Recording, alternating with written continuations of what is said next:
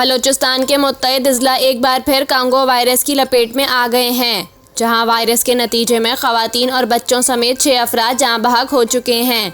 बलूचिस्तान में रवां साल के दौरान कांगो वायरस के 35 केसेस रिपोर्ट हुए, जिनमें से 6 अफराद जाँ बहक हो चुके हैं। ये पहली बार नहीं कि बलूचिस्तान में कांगो वायरस की वबा फूटी है, बल्कि 80 की दहाई के आखिर और 90 की दहाई के वसत में भी इस वबा से दर्जनों कीमती जानों का ज़िया हुआ।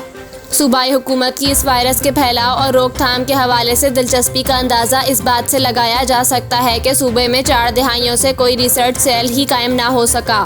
2001 से 2023 के दौरान तो तकरीबन हर साल ही लोरालाई और मूसा खैल अजला से कांगो वायरस के केसेस रिपोर्ट हुए हैं। मुतासरा अफराद की ये शिकायत आम है कि सूबाई हुकूमत ने ना तो सूबे के अजला में मुतासरीन के इलाज और ना ही जानवरों के स्प्रे पर कोई तवज्जो दी।